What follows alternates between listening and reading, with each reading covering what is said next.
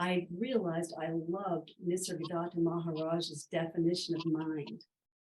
His definition of mind is the language of the vital breath. And if you take a plunge into that one very deeply, that covers the whole gamut of mind.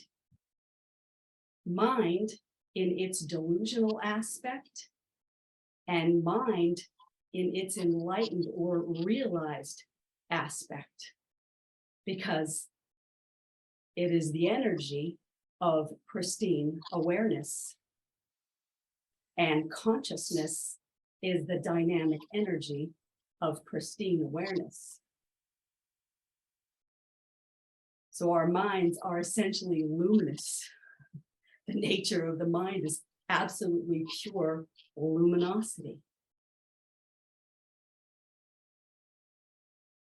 But the movement of the mind in thought and a sense of identity through thought, belief, position is what keeps one bound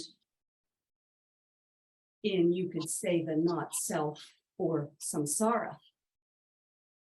And it is the mind, or is it that subtle aspect of, or mind, intellect, that's actually the thing that can tend to grow, right? Because whatever we energize or give substance to, nothing has any meaning.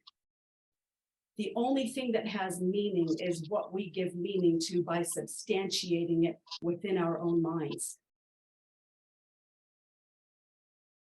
So we are creating meaning and not meaning through the mind.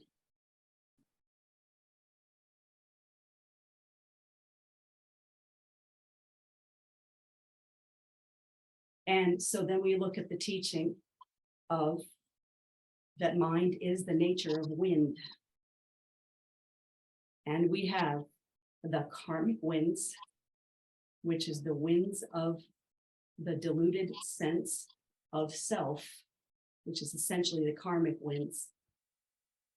You have the remedial wind, which is mantra,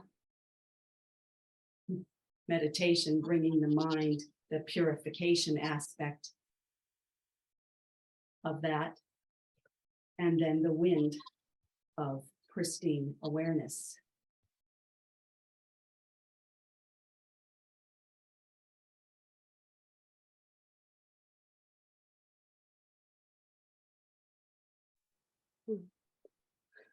If the mind is only accruing spiritual concepts to satiate even a momentary suffering, unless it's applied very, very deeply within one's being, it remains in the waves of the intellect. And it might be good for a minute, you know, because yeah, remedies, we all love that remedy for the mind. But the only way that mind gets remedied is by the recognition of that which is prior to the movement of mind, and that is changeless awareness, which there's no, you know, and then we're into the realm of no words.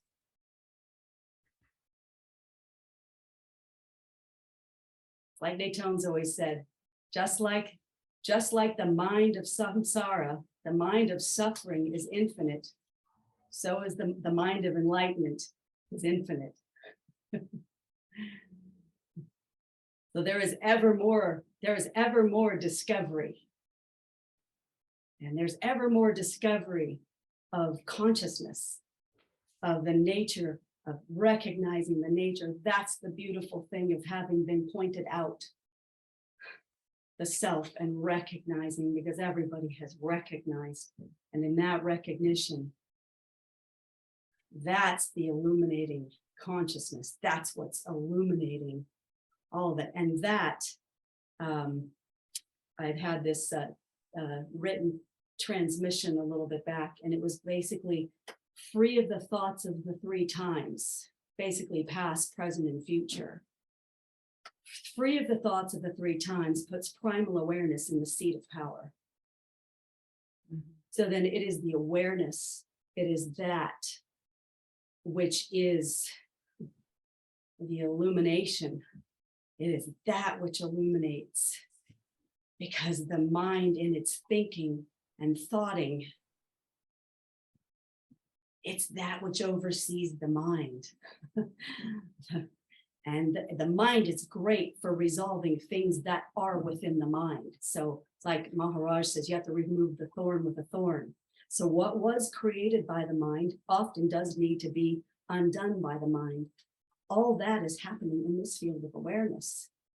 And there's nothing outside of it. And boy, when that's home, then game on in all the arising. But let me get Miley here. Thank you so much, Nancy. I must say that the way you presented this teaching is so right on and resonates with how I've been feeling being more and more. There is a quickening and a deepening of the presence of love and awareness from within as the mind grows weary of learning through suffering or reifying the past traumas, beliefs that kept its identification with object form alive. Wow, that's great, Miley. Wow. So Miley, something just kind of came through about though looking at the past and the traumas.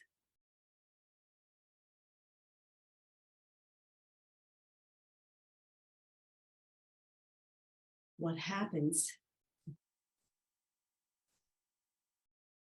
is that it does reify. The mind will reify the energy of that. The past, anything of the past, is absolutely and completely non-existent, because whatever experience was there has already arisen, has been experienced, and has passed away. But because the thinking and ordinary mind can only know past, or basically the thinking mind, past and future, what happens is that then there's the grasping. You could even say the vital breath, or the mind, or you could say ego grasping, or this sense of I, because there's a sense of identity. There's a sense of identity of one's self in experience. So the experiences that we call us are basically just the experiences of each moment, but we have our identity. We identify ourselves as this separate bound body, mind, I in our experience. So then what happens is that the mind then reifies and goes back. It energizes. The mind is kind of the facilitator of the energy. It facilitates, so energy follows thought. So if we put if you put the substance there, boom. So when the arising thoughts arise, because, and again, it's us that ascribes meaning. It is the mind that validates. So if we keep validating that, then that just simply becomes the present experience. That becomes then the present experience of the mind, right, oneself. And I love that it is just because the identity there is a true identity.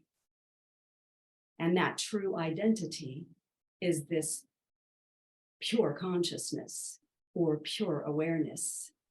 And that is why Maharaj and the teachings are such that you identify yourself as that. And that is also part of the, I love something Maharaj said to somebody. He said, you know, you're identifying with stuff all the time.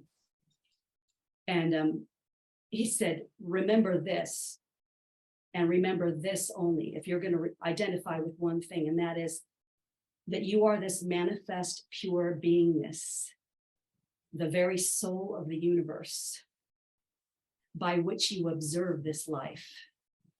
And presently, you are wearing this bodily attire. He said, remember that only, that you are this pure beingness.